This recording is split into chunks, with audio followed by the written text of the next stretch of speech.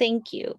Well, so that's again, this is an event organized by San Diego Climate Hub, which is composed by various organizations, including San Diego 350, Climate Action Campaign, San Diego Coastkeeper, Surfrider, Bike SZ, and Hammond Climate Solutions.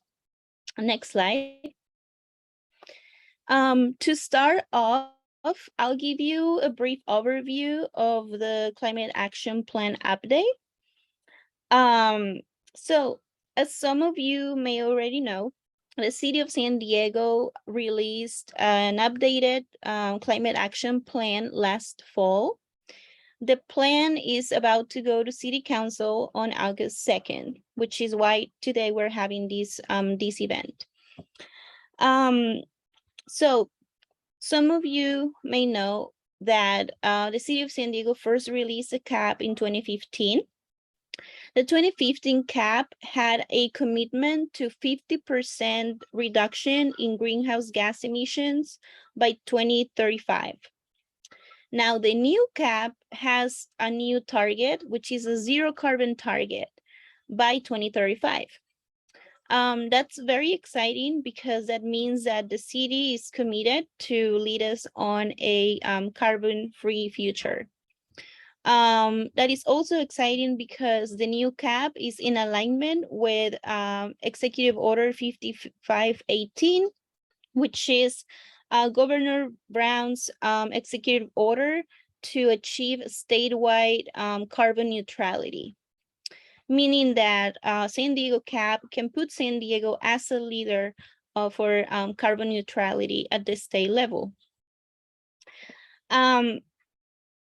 Another thing to consider about this cap is its equity components. This cap incorporates equity throughout the document, setting an example of inclusive climate action. And that is really the result of the work of many of you advocates who have, who meet with the city and sustainability department to talk about and to raise concerns about communities of concerns and all the inequalities that exist in our region. Another thing that I like to highlight about the new cap is building decarbonization. Building decarbonization plays a very important role in this cap. As some of you may know, methane gas not only contributes to 20% of greenhouse gas emissions in the city of San Diego, but it also represents a major threat to public health. So it is really exciting that the city is committing to address the dangers that methane gas has in our communities. Next slide. Again, the most important thing to know about this cap is that it has a zero carbon target by 2035. Now, what does that mean? Well, that means that the city of San Diego is now committing to more actions to reduce carbon emissions. As you can see in this graph, the cap 1.0, so the 2015 cap, in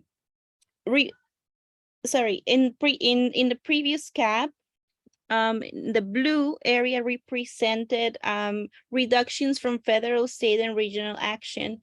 That represented more than 75% of all reductions, meaning that in the past, the city didn't really have much responsibility for carbon emissions reductions.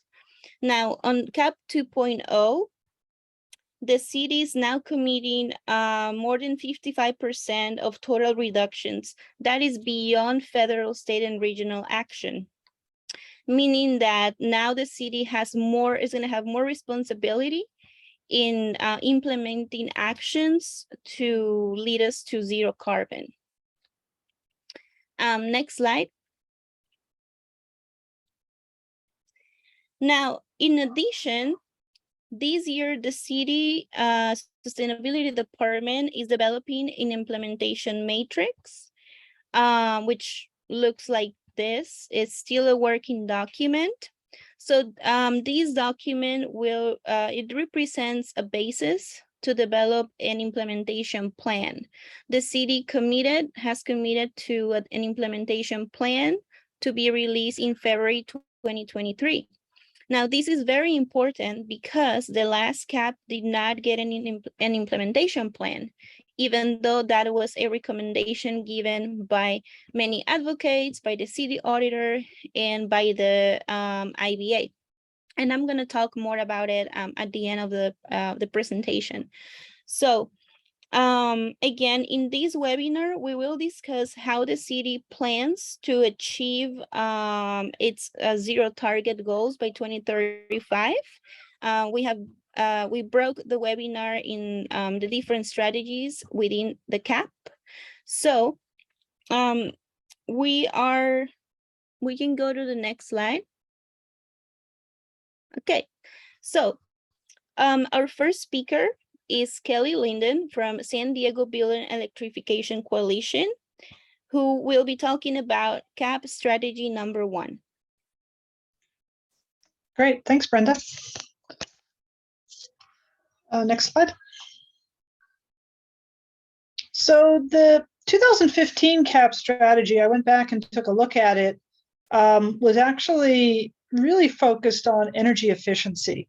That was really what everybody was talking about for many decades, was just reduce the energy of buildings and make them more energy efficient. And so indeed, that's what was reflected in this strategy in 2015. They also had water in this one and being more efficient with water, which is, those are good things. And then when they did have targets for buildings, for new buildings, for example, for municipal buildings, the target was net zero, meaning it was okay if they had some greenhouse gas emissions as long as they could offset them in some way. At that time, there was no mention whatsoever of building electrification. It really wasn't on people's radar at that time, and so it did not come up at all in the 2015 strategy. Next page. So this is a little bit busy, but I'll walk you through it. The new CAP strategy 1 is completely pivoted to decarbonization or electrification of buildings and focusing on zero emissions. One, just as a side note, I tend to use electrification and decarbonization interchangeably, but they are slightly different things. Electrification refers to, taking a gas appliance and making sure that it's no longer used and you use an electric appliance instead.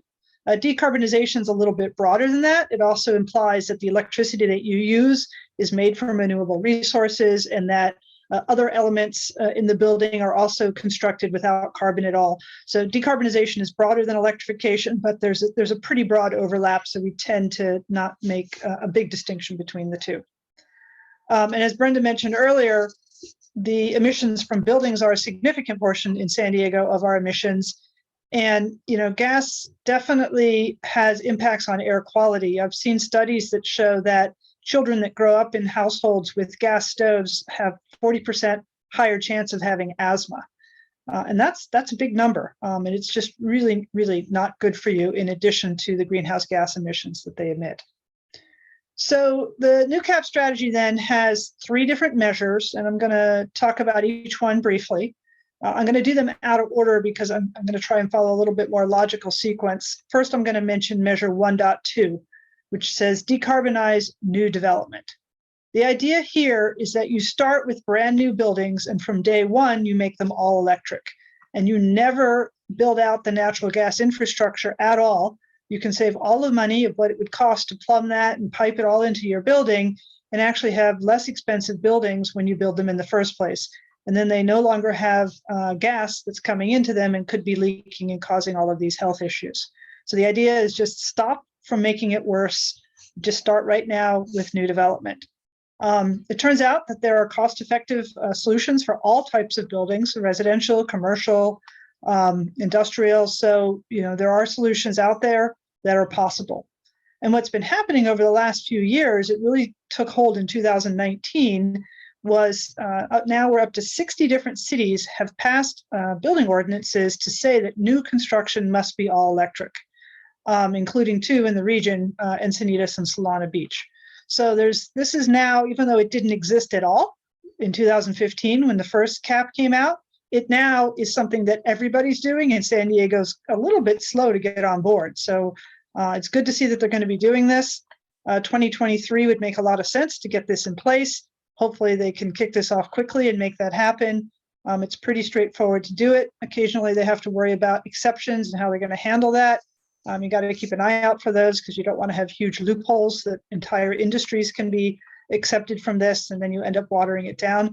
But hopefully that ordinance will get started soon and can be passed. When I read in the paper about, the Midway being developed or all these new things going on, it just would make so much sense for those to be all electric in the first place. And as you can see, they're going to aim for having all buildings by 2035 be all electric. It'd be a shame to build something today and in 10 years have to rip it out and replace it. That just would not make any sense at all. So please, right away, as soon as you can, make sure all new buildings are all electric. Next page. The next one I'm going to comment on is 1.3, decarbonized city facilities. So this is referring to not only new buildings, but existing buildings that exist that are built already in the city and are owned by the city. And so the idea is that the city can go first. And what would it look like to try and take all the buildings that are already in place and owned by the city and decarbonize them? And so they have a goal that 50% of their buildings will be switched to get rid of natural gas by 2030, and then the other half by 2035. There's already some planning underway. They have these really long titled documents that they've been working on. There's a policy and an implementation plan. It actually just went through environmental committee last week, and soon it'll be going through city council. And so they've been doing a fair amount of planning. There was actually some reference to this policy in the old cap, so they'd already gotten started on it. So it was easier for them to kind of catch it up and pivot it to be zero emissions and all electric at this point. One of the things they have in there is that for existing buildings, whenever something burns out and needs to be replaced, that they just replace it with something electric every time. So if a furnace goes out, if a water heater goes out, that they will go ahead and just replace it with electric opportunistically when they're going to be changing them anyway. The idea as well with existing buildings in the city is that they can lead by example. It's going to be some work to figure out how to convert buildings over and to change them out in a cost-effective way. And so the city can kind of go first by going ahead and saying, we'll do it now and we'll get that going. One of the notes to make on that one that was kind of interesting was that when this policy came to the environmental committee last week, they slipped in a very subtle thing, and it said, yes, we're going to decarbonize all city facilities that are owned by the city and also occupied by the city. And we'll make sure all of those get converted. And so there was a bit of discussion about, well, what about all the buildings that the city owns that are leased out? Why aren't those included as well? Fortunately, they took our feedback on that. Joe LaCava amended the policy to say that it should also include buildings that are leased out to others. And so that's great to see that they'll be expanding the scope of that, or really retaining the original intent of the scope of that. I'll say it that way. So the last one I'm going to talk about is Measure 1.1. And so this is saying that all buildings in the city of San Diego will be decarbonized. This is a big deal. This is like literally your apartment, your home, your office, like literally every single building that's owned by anybody will be decarbonized over time. And the target is for 1.1 is 45% by 2030 and 90% by 2035. That is a huge effort. That's a very big deal to try and figure out how to do that. Other cities in the country have begun some similar planning. Several of them have roadmaps where they're trying to figure out what that's going to look like and what all the pieces are going to be. There's a couple that are doing some pilots. You may have heard of Ithaca, and now Menlo Park in California have ambitious plans to literally convert every single building. Those are smaller cities. They're like 50,000 people. So it's, it's more like the size of Encinitas. But it's interesting to see that they're trying to do that. But this is going to be a big deal. One of the things that may factor into this is the state of California is looking into rolling out a policy where they'll actually phase out the ability to buy gas appliances at some point. And so what will happen is, when kind of similar to what I mentioned before, is if you have an appliance that needs replacing, you won't be able to buy a gas one anymore. And so they're still dithering on what the dates are. I've seen some things that say like 80% of sales need to be electric by 2030 and 100% by 35. So it's going to take a little while to get there, but that may be kind of a forcing function, I'll say, in the city is just when individuals need to replace equipment, you just can't buy the gas ones anymore. A couple of big issues, though, come up with existing buildings. The first one is just, how do you do that equitably and affordably? How do you make sure that everybody can benefit from this? And so one of the things that comes up with some of the older homes or homes that really haven't been kept in as good a repair is a lot of times you really need whole home improvements, not just electrification. It's sort of the same thing that comes up when you want to add solar to a home. Well, first you have to have a good roof. And so one of the things that I think that we'd like to see is, for certain homes, that there's an approach that will allow associated things to get addressed at the same time electrification is happening. The other thing that'll be really important is to look at tenant protections. If a landlord is updating a rental property, you want to make sure that they're not kicking out the tenants and then re-renting it for a higher price when they're done, and that sort of thing. So there's some things that other cities are doing in terms of tenant protections to ensure that tenants are not impacted when those improvements are done. Similarly, there's going to be impacts on the workforce. There's a lot of people who work on the gas infrastructure and put in the effort to make sure it's in place and try to keep it safe as they can. The city did a job impact report. It was completed last December and released in the spring. And it was great. They worked with local labor unions. They collected a ton of data. They analyzed all the different kinds of buildings and what the impacts would be. The punchline is there was very minimal impact in the near term. And near term meant until about 2030. And then after that, there was starting to be larger impacts. And, I think there was maybe several thousand folks whose jobs would be lost. So, there's definitely some work to be done to understand what's going to happen there and how we can support those transitions and make sure that we identify opportunities and fiscal measures to address those. And so that's going to need to be folded into the planning for existing buildings. And so that's really a key piece there. All right. So I'm going to hold off on the questions, I think, till the end. And so that's what I've got. We can hand it off to the next person.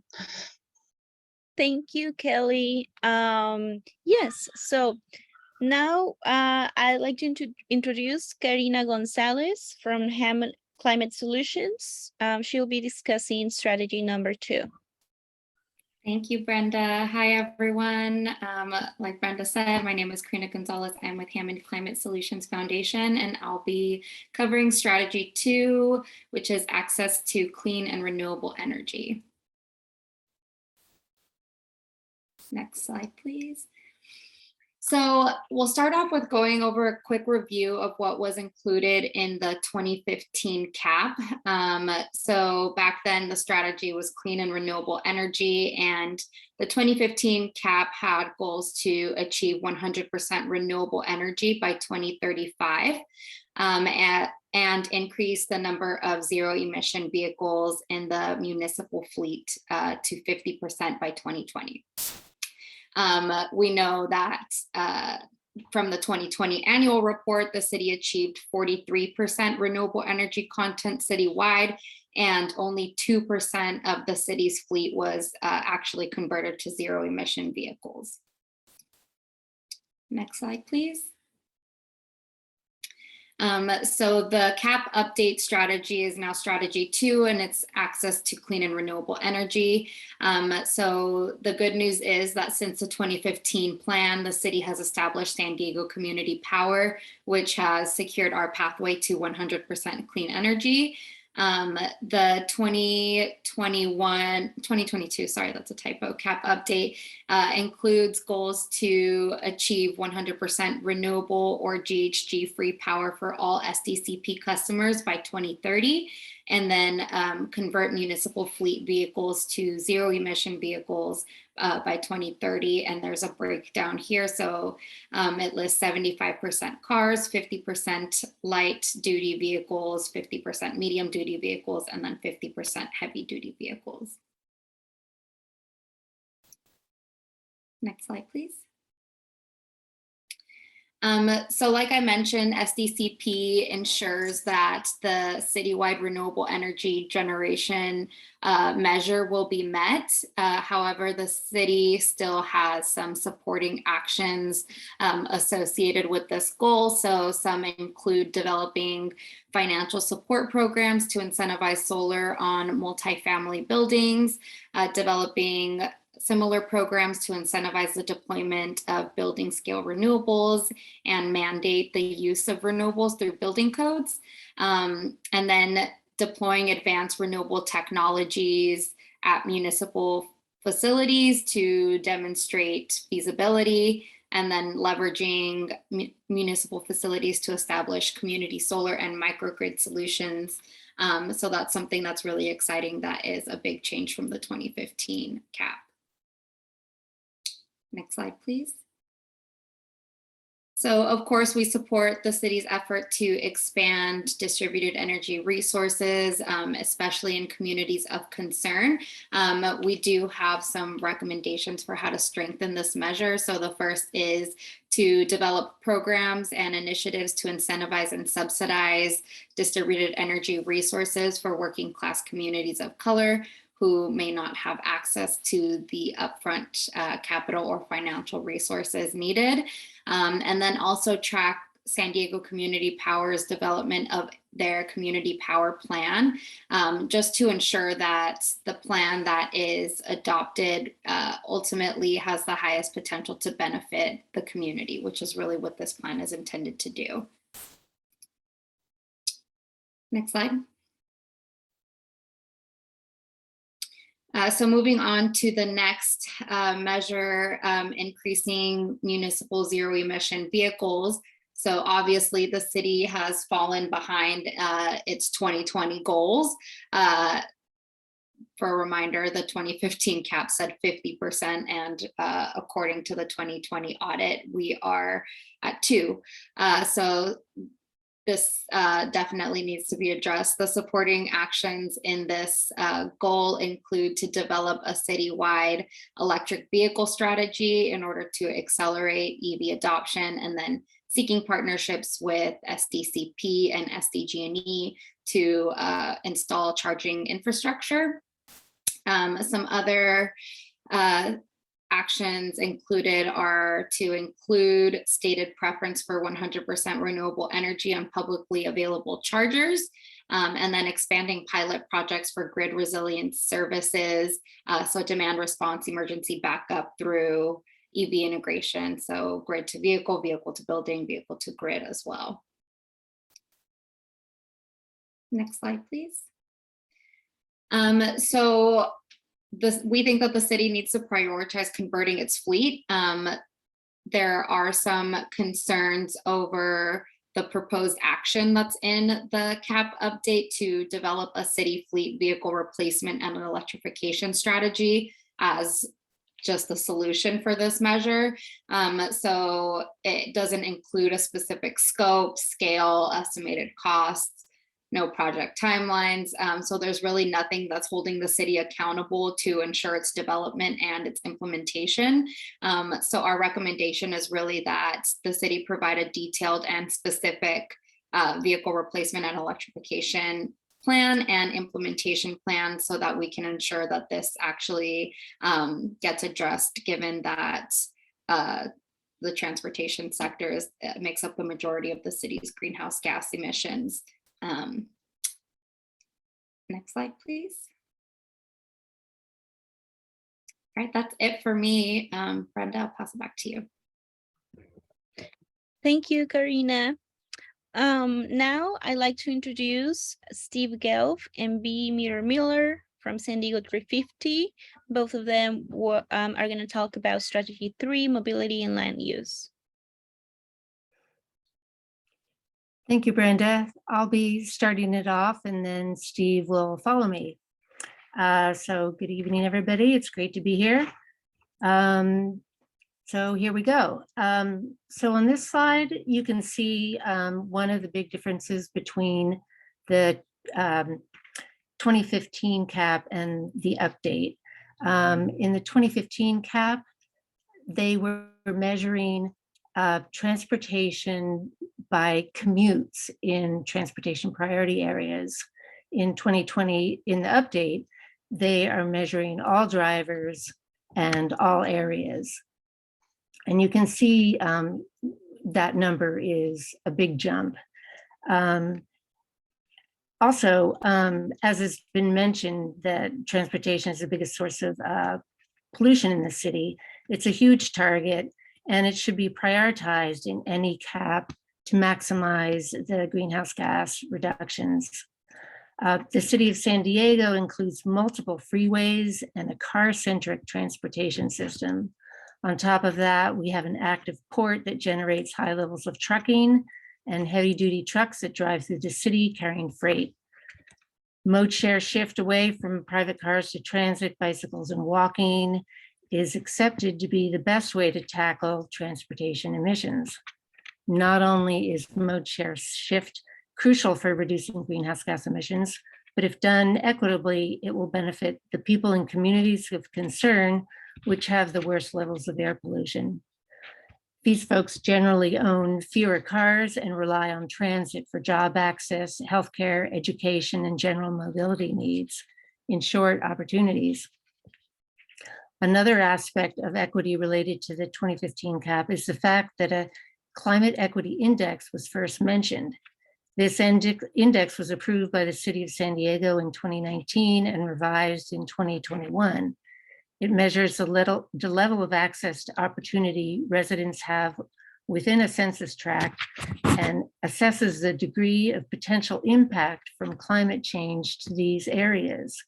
It's an important tool to ensure equity while implementing and updating the cap, and we're happy to see that that is something that will be used moving forward. Next slide. Here we have the transportation priorities. First is walking and rolling. Rolling refers to wheelchairs, not roller skates or skateboards. Biking and micro-mobility. Biking is obvious. Micro-mobility includes things like scooters, skateboards, you name it, anything that's small on wheels and either human powered or motor powered. Third is transit. That too is obvious. Trolleys, buses. Shared vehicles, that would be a vehicle with more than one person. Again, pretty self-explanatory. And then electric vehicles. It's notable that protecting the most vulnerable modes such as walking and biking and enhancing public transit for improved efficiency and performance are prioritized. Here you see, unlike many other plans, electric vehicles are not seen as the top priority. As you heard from Corinna, they're treated under strategy 2, electrification, rather than mobility and land use. San Diego 350's position on EVs is that the shift is a good start, a good short-term solution to stop vehicle greenhouse gas emissions. However, in order for EVs to be affordable for low-income populations, substantial investments and/or incentives would be required. Also, without mode shift away from private cars, road congestion and fatalities will persist and increase. A major cultural shift is needed to attract people to climate-friendly modes of transportation while improvements to transit and active transportation networks are made. Next slide, please. This slide is pretty much self-explanatory too. Safe and enjoyable routes for pedestrians and cyclists, increase safe, convenient, and enjoyable transit use. Number 3 sounds logical. We had a test of that recently, as everybody knows, with telecommuting. However, it doesn't turn out to make that much of a difference. Sandag analyzed this during the pandemic and found that personal trips didn't decrease as much as expected. And part of that could be because people were not commuting and then taking care of errands and picking up kids, taking them to sports, whatever, as part of that trip. They were making multiple small trips, going out for coffee, grabbing lunch, takeout, whatever. So speaking of Sandag, this is a good place to bring up how they fit into mode shift goals. The 2021 regional plan is an important move towards sustainability and mode shift, but its plan alone will not enable San Diego to meet its climate goals. And the city of San Diego board members are the largest weighted vote at Sandag, which gives them the most influence during votes. This allows the city to have a relationship with Sandag staff, and that should benefit both the city and Sandag. Therefore, an ability to work together and make even more progress in reducing greenhouse gas emissions. We'd like to see that happen ASAP. And while I'm on the topic of Sandag, they also have a climate data portal that I recently found out about. And it's for 16 jurisdictions that will monitor and track progress in greenhouse gas emission reduction and also in mode shift progress. Unfortunately, it will not cover the city of San Diego the way they do for the other 16 jurisdictions. So maybe that's something that could be taken care of. We would like to see, and Steve will probably say this too, we would like to see the plan for strategy 3 and for the whole plan in general to be implemented quickly and also to be funded. Otherwise, it will be more empty words, empty plans. And I will pass this to Steve now. Thank you. Thanks, Bea. There are many great things in this CAP. And this slide demonstrates one of the things that I think is great, which is the ambitious goals for mode share shift. If you look at 2035, they are targeting 50% of trips to be not in cars, but to be via transit, walking, or cycling. So that's wonderful. Of course, the other part that we can't avoid is how far we have to go to get there and how slow our progress has been to this point. CAC reported that mode share was actually stagnant between 2010 and 2020. And the recent CAP points out that only 7% of low-income residents have access to fast and frequent transit. In the 2015 CAP, it was projected that by 2020, or 2 years ago, 22% of trips would be via alternative transportation. The projections were 6% bicycles, 4% walking, and 12% transit. And so we did not achieve those goals. The 2015 CAP, like the 2022 update, for 2035 also had the same target, 50% by alternative transportation, although the ratios were different, maybe because they were looking at at laboring force in certain transportation priority areas only, rather than everybody in all areas.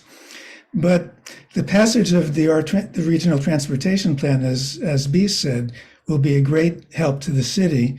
But at the same time, as Bea also mentioned, the regional plan would only achieve 27% of commuters taking trips by biking, walking, or transit by 2035. So that's far less than the target of 50%. And it shows again that while these goals are wonderful, we need to come up with some dramatic and bold changes if we are to achieve them. Next slide, please. So one of the constant themes that all the presenters will talk about is the need for implementation and the need for funding.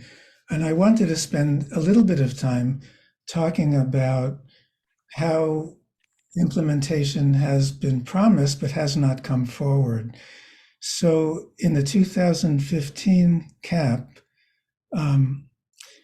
it was stated that there would be a plan that when community plan updates were made, mode shift strategies would be built into them so that the mode shift would take place. But that unfortunately didn't happen.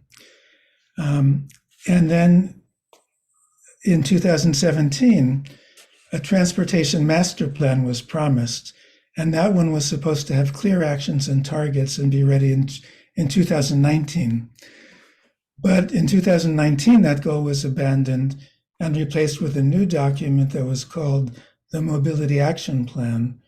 And that document wasn't specific, it was high-level visionary and included references to best practices, but still no specific plan. In 2021, a phase 2 of the Mobility Action Plan was to be released, but it was dependent upon receiving a Caltrans grant, which unfortunately was denied. Then most recently, in the CAP update, the one we're talking about tonight, a new mobility master plan was promised. And quoting from the CAP, it says, "The mobility master plan will not only create new processes and tools using input from our residents and existing data on regional connectivity, priorities, and infrastructure, but it will also create actionable steps for the city to take." So we know that this constant theme of promising an implementation plan but not delivering one is what caused the 2021 Audit Committee to say, despite several attempts, the city has not yet developed a fiscal planning document to project the future costs of implementing the actions necessary to meet CAP targets. And as CAC has pointed out in a letter to the city, there have been 4 name changes in 5 years for proposed planning documents, and we still lack a concrete plan. So the need for plans and funding remains glaring. And I think all of the organizations that have been speaking to the city have made this clear. And I am confident that the city has gotten the message and that this time it will be different and that the 2023 plan will be an implementation plan, hopefully a funding plan, and one that will focus the implementation and the funding primarily on environmental justice communities first. Next slide, please. So I wanted to end this section with this quote because I think it reflects the reality that many people trying to use alternative transportation experience in San Diego. And I saw this in the Sun magazine where Cyrus Wood wrote, "I've never understood why tourists fly to Spain to run with bulls when they could much more easily bring a bicycle into any American city and go head to head with traffic." I find that kind of hilarious, but I wanted to share my own experience, which is why this spoke to me so much. And I do want to say there has been a lot of progress in creating safe bicycle infrastructure. And Everett Hauser and his team are really doing great work. And there is a new bicycle plan that is in the works. But I continue to be amazed at how dangerous some of our bike routes remain. I live in Linda Vista, and when coming east on Friars Road, I need to make a turn to go up the hill on Ulrich Street. And you know that cars frequently travel at 50 miles per hour on Friars Road. So riding in my unprotected painted bike lane, I need to watch for 2 lanes of traffic turning through the bike lane to get onto the ramp to the 163 going north. And after that, I have to cross the rightmost lane of traffic on Friars in order to get the bike lane that is marked for my turn up Ulrich Street. And once I get into that lane, I have to watch for cars who want to go up Ulrich and have to cross the bike lane to do that at the same time that I watch for cars coming down Ulrich who need to turn directly in front of me to get onto the 163 South. So I think the overall message is that the CIP has wonderful, wonderful things in it, and we all need to band together to do everything we can to support the city in creating a bold and dynamic action plan that can be implemented as soon as possible. Thank you. Thank you, Steve and B. Now we're moving to strategy 4, and we have Mitch Silverstein from Surfrider San Diego chapter. Hey everyone, hope my mic is working and you can hear me. Bikes and bowls, that's going to be stuck in my head for the rest of the night. Great to see everyone. My name is Mitch Silverstein, him. I'm the San Diego County Policy Coordinator for the Surfrider Foundation. And I'm going to talk about strategy 4, circular economy and clean communities. What does that even mean? Well, I think it's CAP policy speak for solid waste reduction, or as the cool kids call it, zero waste. And for everyone who's enthralled by this sweet triangle chart, this is actually the federal EPA's waste management hierarchy. So I do want to take a moment to notice that reduce and reuse are the most desirable options, while landfilling is the suckiest. And even suckier is all the waste that isn't landfilled and ends up unaddressed in our environment. Because here in San Diego, the final destination of all that waste, much of it plastic, is very often the ocean, which is of major concern to Surfrider, as protection of our ocean waves and beaches is kind of our jam. Next slide, please.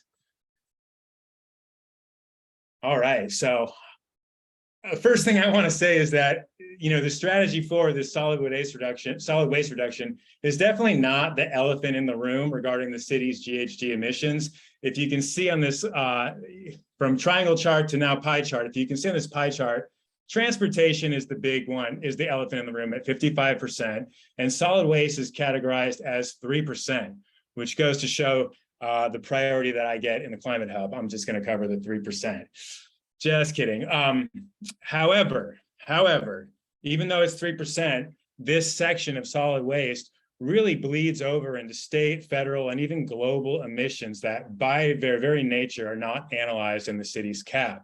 To illustrate this, I'm going to quote from the CAP itself: food systems, including deforestation for industrial agricultural use, food production, transportation, processing and packaging, freezing and retail, and waste account for 37% of total global greenhouse gas emissions. The source of that is the International Panel on Climate Change.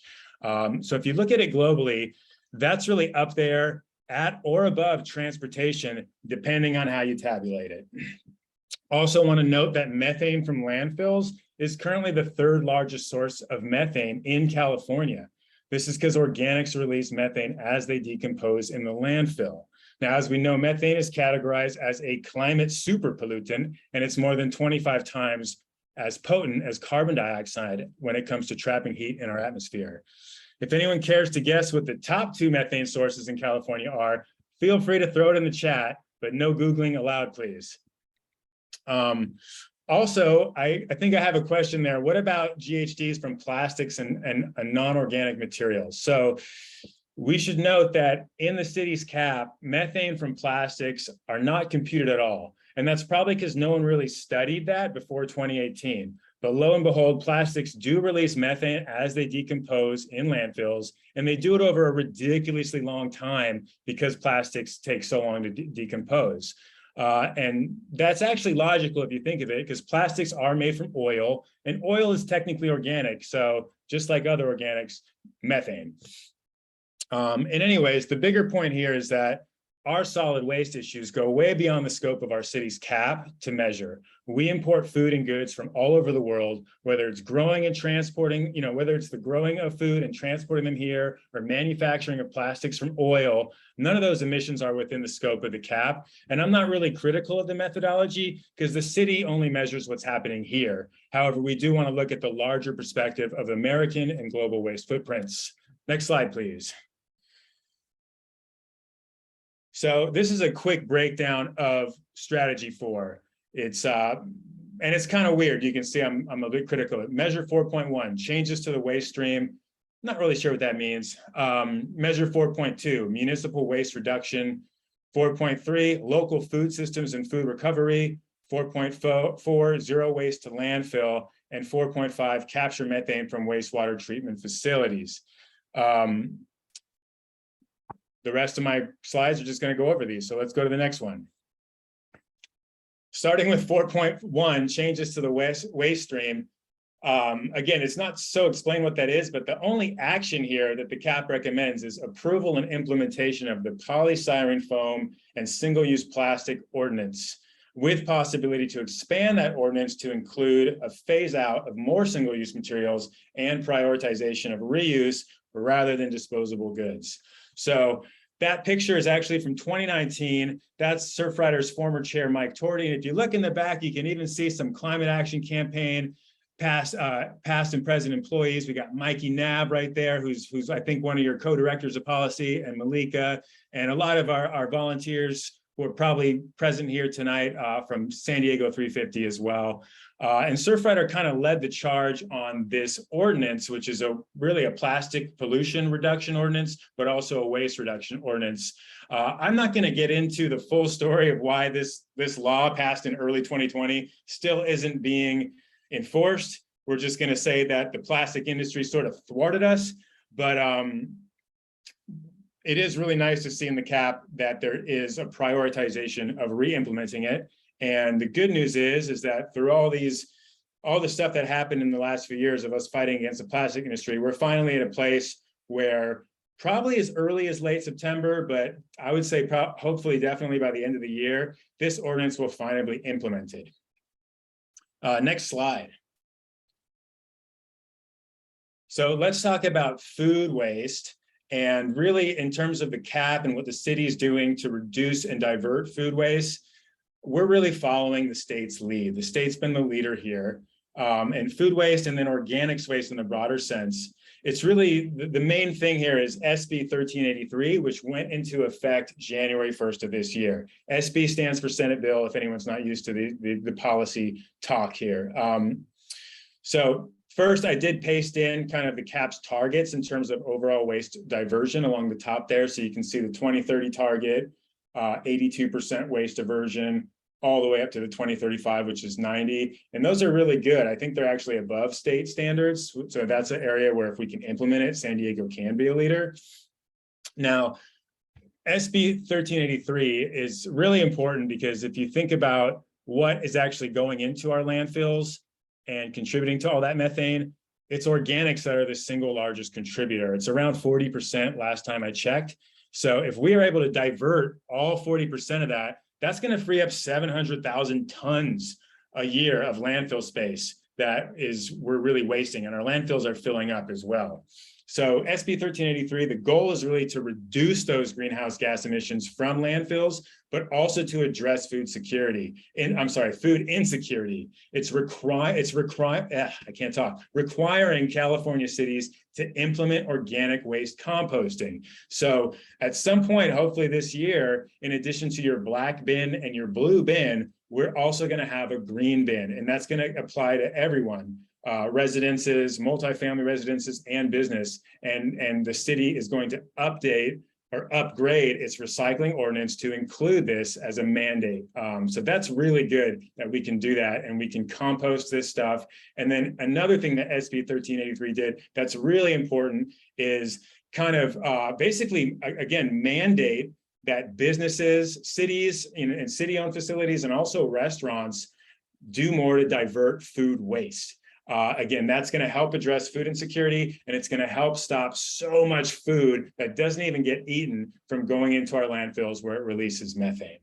And then the secondary thing after SB 1383, which is very new, is SB 54. This is a plastic reduction bill that was just signed into law last month.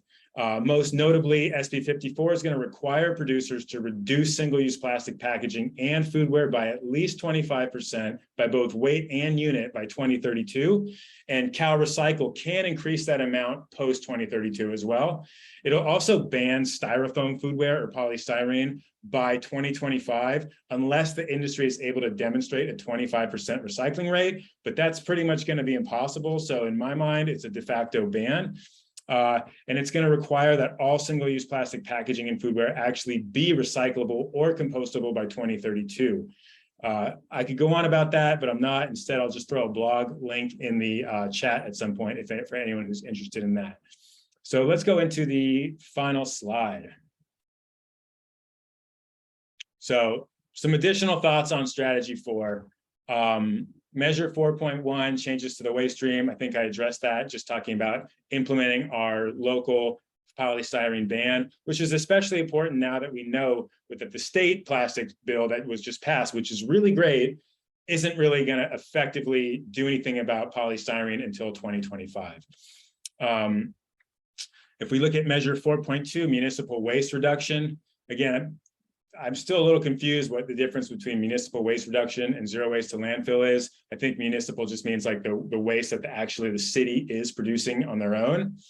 But if we look at that, really the action there that the city wants to do is have more technology to capture landfill methane emissions. That's great, not critical of that, but of course, just having less stuff going to our landfill is always going to be the best. But yeah, whatever we end up in the landfill, whatever ends up in the landfill, let's capture that methane and at least use it for something, right? Also, the city wants to increase their local, healthy, sustainable food purchasing to 20% of the total food purchased. I think that could be more, but that's a good start, right? The city does buy a lot of food and they should really be prioritizing local food, right? Because anytime we do anytime we source local, it's going to be a huge reduction in greenhouse gas emissions, even if it's not necessarily something that the city keeps a metric of in their cap. Let's look at measure 4.3 really quick, local food systems and food recovery. Again, this kind of is about implementation of SB 1383, but also the city having some kind of clever ideas that go beyond it. As a reminder, in the US, around 35% or more of all food is wasted. That's food that's never eaten, and it really represents almost a quarter of the content of landfills nationwide. And we're also thinking about the resources, the energy, the labor that goes into the production, the processing, the transportation, the storage and disposal, all that, it all gets wasted when that food gets thrown away. So it's a real tragedy, especially when we know we have food insecure people right here in San Diego. So the CAP includes a lot of actions to help here as long as they're implemented, right? Expanding the food waste prevention network, requiring diversion at all city-owned facilities, and requiring diversion from the food service industry as well, meaning restaurants. That's basically mandated in SB 1383. So really the city's job here is just make that work locally. And then of course, supporting community-based farming and community gardens. This is huge because think of all the underserved communities in San Diego that don't have a Whole Foods in their neighborhood, or even if they did, couldn't afford to shop there, right? So if we can, again, become more self-sufficient, especially in the underserved communities who are basically living in food deserts, that's going to go a long way to reducing greenhouse gas emissions from importing all that food and obviously wasting a lot of it too. And then just to reiterate, local, right? It's not always going to be reflected in the city's CAP or their climate metrics, but localizing our food supplies and really any production as much as we can is a major way to lower GHGs. And then 4.4, zero waste to landfill. Again, one thing to note here that I didn't already is that SB 54 and some other recent statewide laws are really to help are helping erase these kind of what we call diversion credits that cities currently get when they export their waste, i.e. their recycling, overseas or incinerate it, right? This is good because we need accountability for how we manage our waste. And when San Diego sends pretty much 100% of its recycling to other countries with lax environmental regulations, where we have zero accountability to what happens to it, that's not sustainable or equitable, right? That's not the way to reach zero waste, is just to make it someone else's problem in another country that is really worse off than the US in terms of wealth and resources. And then measure 4.5, capturing methane from wastewater treatment facilities. Don't really need to say anything there because it's pretty much right in there. Again, that's just another way to capture methane. And that's all I have. Thanks so much. Thanks, Mitch. So we're going to skip strategy 5 because unfortunately our speaker got sick and she couldn't make it last minute. So we're gonna go to strategy 6, emerging climate action, which will be presented by my colleague, Serena Pelka. Hi, everyone. Thanks, Brenda. My name is Serena Pelka with Climate Action Campaign. I'm going to be sharing a little bit about strategy 6. So you can go ahead and go to the next slide, please. So the last strategy in the CAP update is strategy 6, emerging climate action. And there is only one measure that's associated with this strategy, and that is to explore further opportunities to achieve net zero greenhouse gas emissions. So when we look back at the 2015 CAP, this is a new strategy that's now been added, and it's really meant to capture the emissions reductions that the first 5 strategies are unable to achieve. So those remaining emissions are nearly 23% of total carbon dioxide equivalent that are produced in the business as usual scenario. So it is a fairly significant amount of reductions that we're leaving to strategy 6. In other words, a lot is riding on this strategy. So this strategy leaves the door open for existing technologies to evolve and become more effective, and also for any new technologies that may emerge in the coming months, years, and even decade that will support the city in reaching zero carbon. There are a few supporting actions for strategy 6, and they really vary. Some are broad, high-level logistical plans, and some cover more specific targeted action. So some of the supporting actions include identifying opportunities to improve city processes to facilitate faster deployment of technologies and practices in San Diego.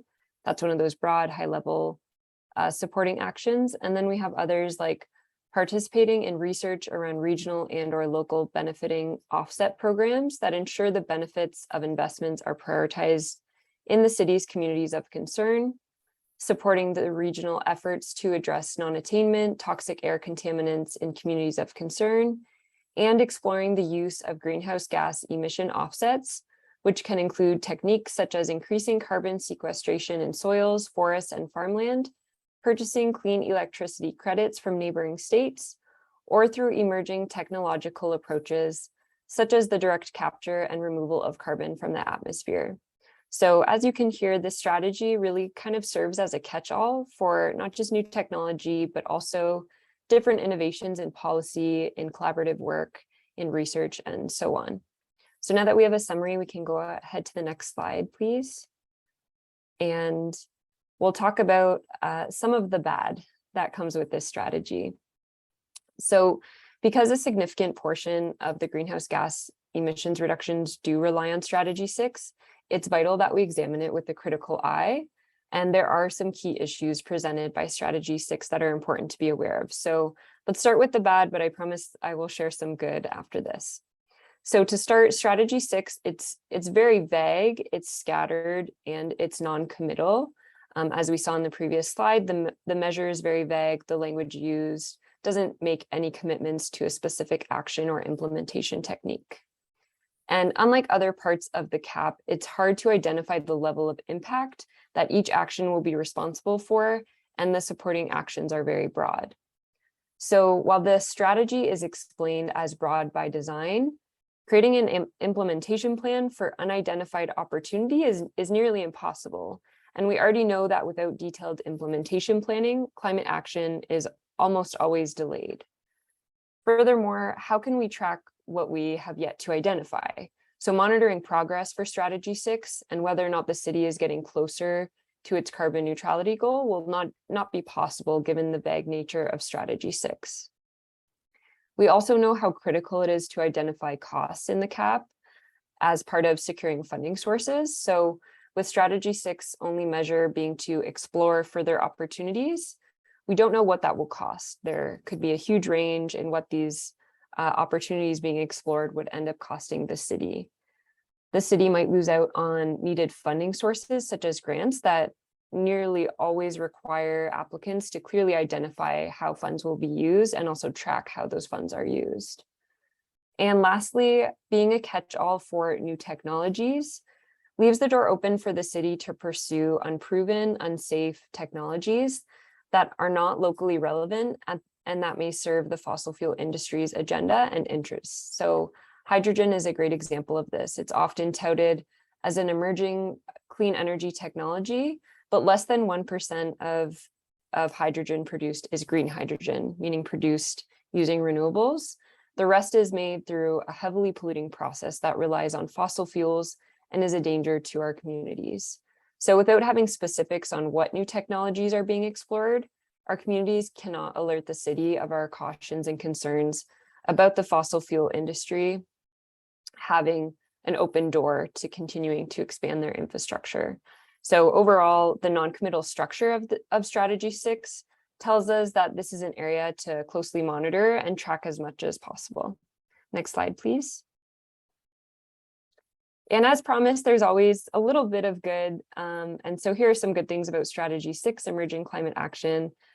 Identifying a problem is typically the first step in finding a solution, and Strategy 6 does exactly that. It identifies the emissions reductions gap that Strategies 1 through 5 are unable to address. And another key component of Strategy 6 that is a significant portion of the supporting actions is a focus on collaborations and partnerships. So for example, it includes developing more effective partnerships with regional organizations such as the Port of San Diego, SanDieg, and the County of San Diego, collaboration on research and projects with the private sector, and supporting partners such as tribal governments and universities. So we know that equitable climate action cannot be done without working together. So the language that directs better collaborative efforts is a really great and positive thing to see in Strategy 6. Also, though such a vague strategy presents concerns, as I mentioned, it does provide an area of flexibility for the city to pursue effective, proven, and equitable avenues that may not have emerged yet. And in the same vein, this open-mindedness really does enable the city to observe decarbonization best practices in other cities and in other applications, as well as collect comprehensive data that will support their climate action. And so overall, there does need to be a balance between being open to innovation and clearly identifying a path forward, but I think they're moving in that direction. So with that, I will hand it back to Brenda.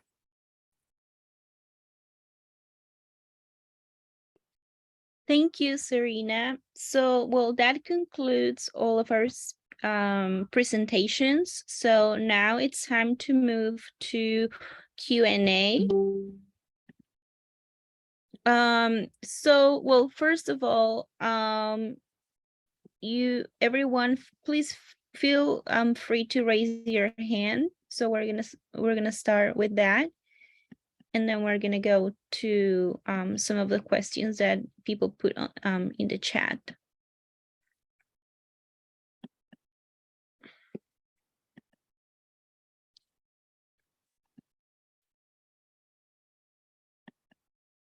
I don't see any hands. Or please feel free to unmute yourself if you have a question. Hi, my name is Brian. I've just started volunteering with SD 350, and it's great to be here. I've learned a lot, so thanks for the fantastic presentations. As my colleagues at 350 know, I'm pretty focused on climate education, former teacher, and I'm just curious if anyone has thoughts about how you roll education into this. At 350, we were noticing that Chris Ward helped co-sponsor a bill for climate education in California, but it's only for science curriculum. My home state of New Jersey actually has climate requirements across the board. It's the first state in the union to do it. But anyway, any thoughts about how education ties into all this?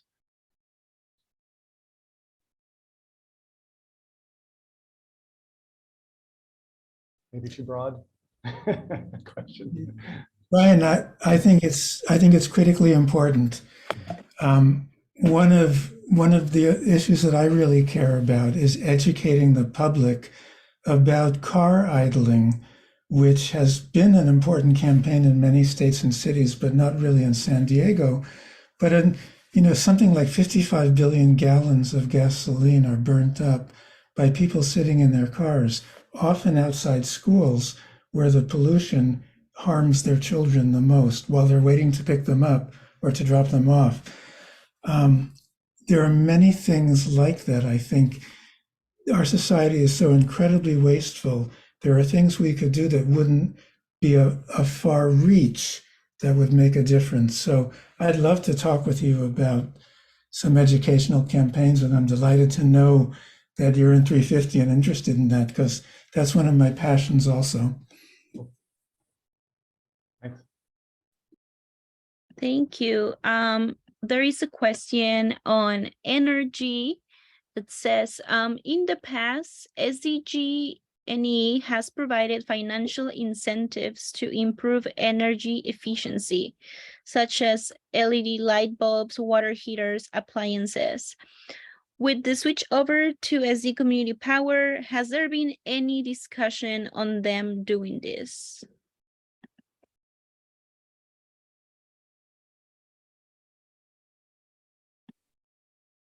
I can try to take that. I don't know how helpful I'll be. I'm not aware of any incentive programs developed through San Diego Community Power yet, but I know that they're in the process of developing many of their programs, which is really what the community wanted. We advocated for San Diego Community Power, and its main benefit would be the programs that they're going to offer that differ from SDG&E. So we do hope to see more of those types of programs once they get past this initial launch phase. Thank you, Karina. There's another question on gas. Does the phasing out of natural gas include renewable natural gas, aka biogas? I don't know if it I could take a stab at that one. It doesn't say is the answer. It just says natural gas is going to be phased out. I sure as heck hope it's renewable natural gas as well. I know that SDG&E would like to see the gas infrastructure stay in place and continue to go to every building in the city. Their roadmap to net zero that they released earlier this year actually had a graphic that was just appalling. It said by 2050, it had a picture that showed, like, I don't remember the numbers, but like 80% of what's in the pipeline is the same thing that's there today. Like I don't remember the numbers, like 10% would be renewable natural gas and 10% would be green hydrogen. And so now it's clean, so, while the cap is not clear on that, the fact that they say natural gas, I think we need to hold their feet to the fire, and that renewable natural gas is not an acceptable approach. I'll just add one thing too. Kelly's exactly right. And I would just add that currently there's not a lot of renewable natural gas that's used in buildings, and buildings are the main target in the cap. And so it likely would, not have a significant impact on the renewable natural gas use in buildings, because there are so few that use that currently.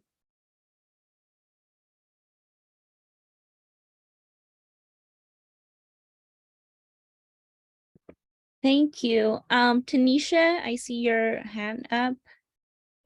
Tanisha.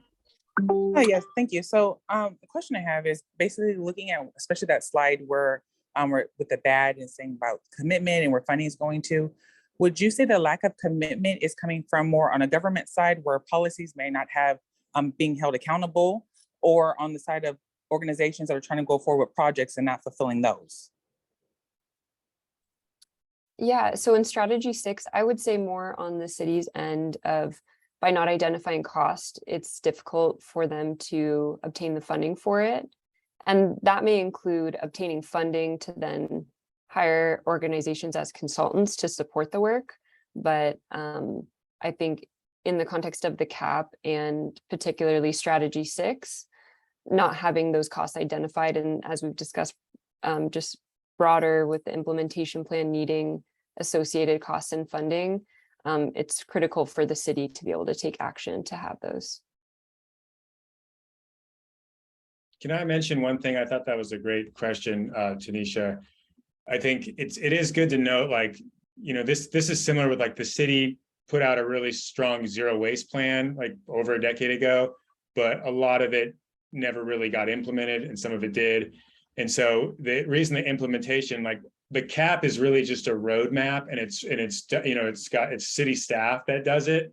And it's a roadmap for whoever's on the city council to really have to push to implement whatever the proposed actions are. So that's where the advocacy element really comes in for us on the ground, because the CAP could be the most amazing CAP ever, but then the next election cycle, if you get a bunch of city council members in who really don't care about it or don't believe climate change is real or whatever it is, then it'll just collect dust. So just wanted to add that.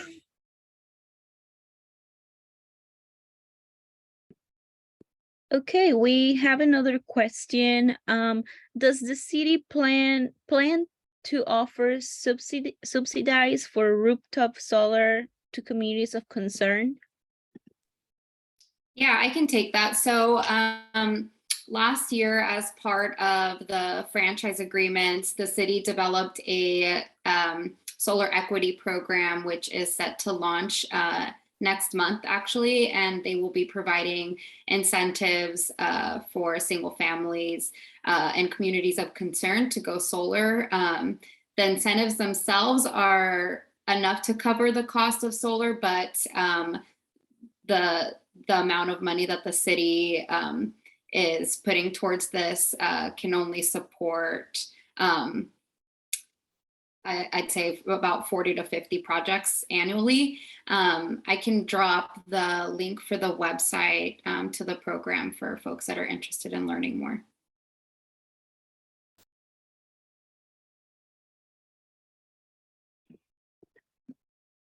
Okay, thank you, Karina.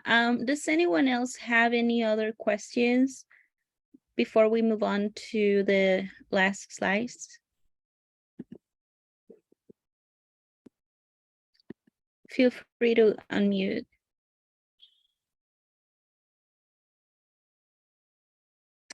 I'm seeing a question in the chat. Why does city staff propose to drop all efforts to make existing buildings more energy efficient in favor of requiring new buildings to be all electric? I'll take this one. They actually want to continue with the energy efficiency. It's just, it's not the top line anymore. The top line is building electrification or decarbonization in concert with energy efficiency. So it is both.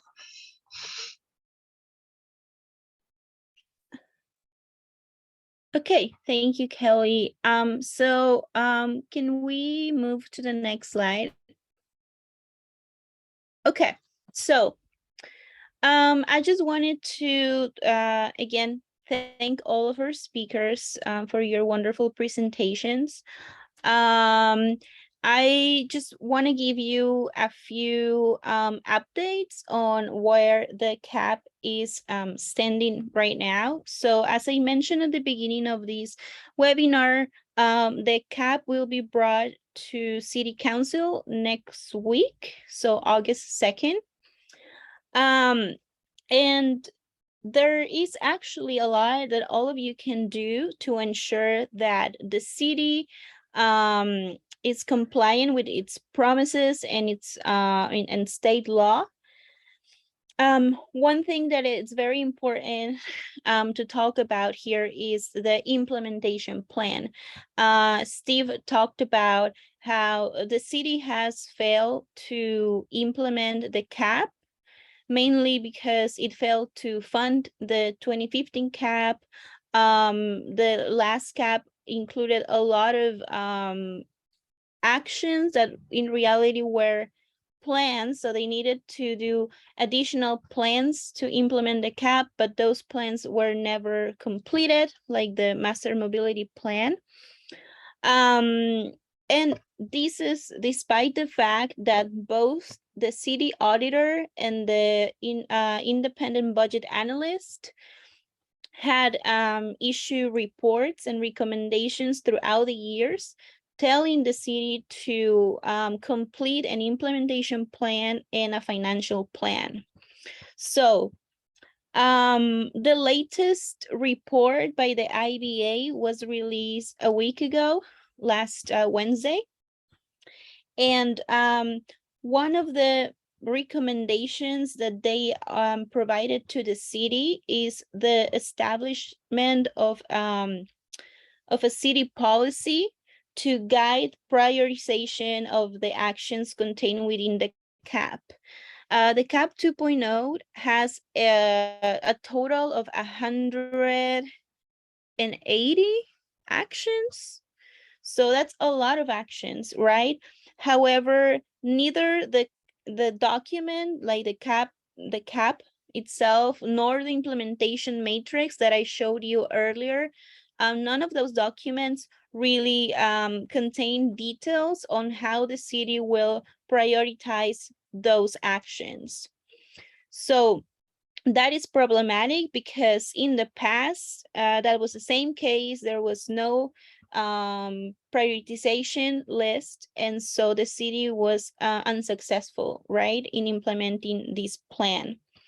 So that's a major, the number one recommendation by the IBA is to establish a council policy for CAP action prioritization.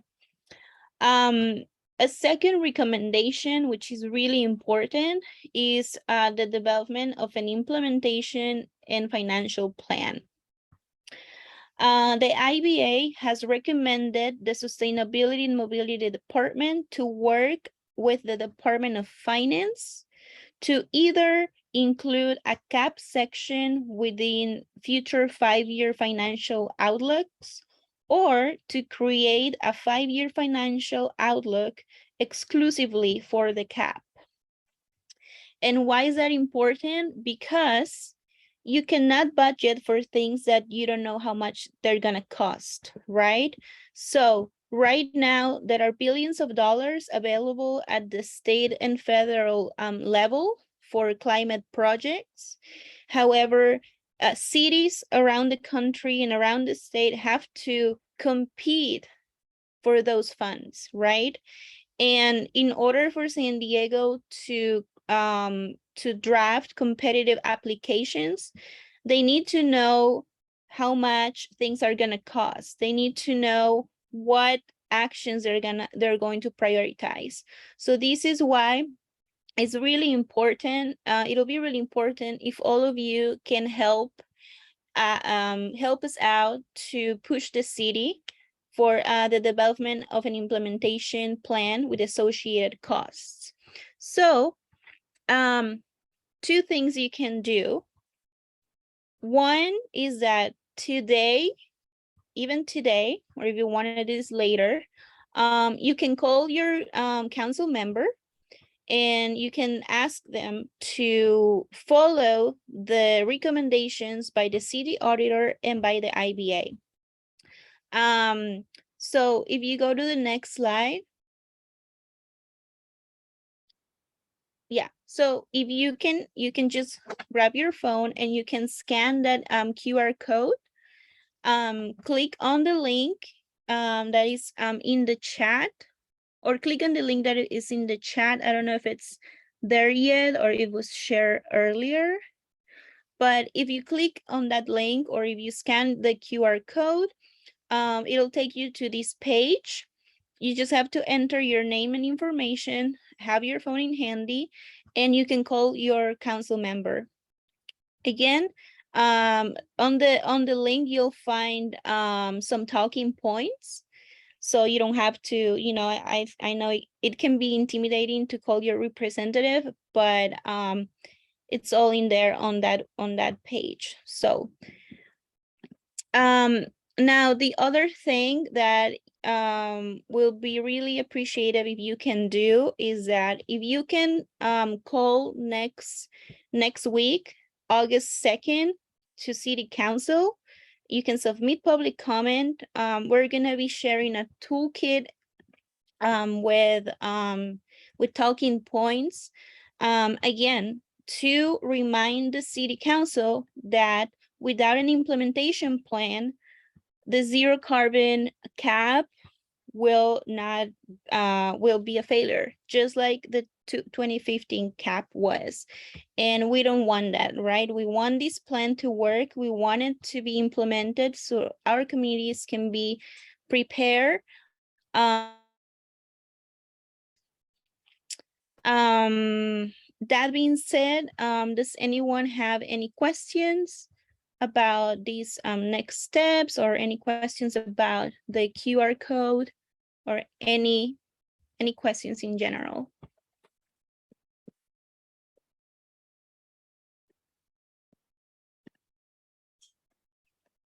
Tanisha, you have your hand raised again.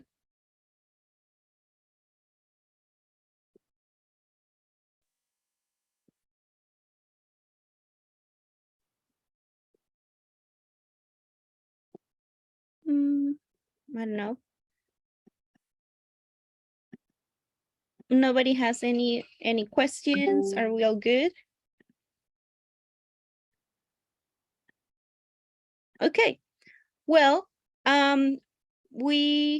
Mitch. It's kind of just a statement more than a question. And it's more in the future. I think I really appreciate that you're ending with a call to action. And the toolkit is amazing for people who aren't in the know about how to submit comments and stuff. Another thing, I just want to go back to strategy 4 with the implementation of organics, recycling, or composting. That's going to drive up the city's costs quite substantially.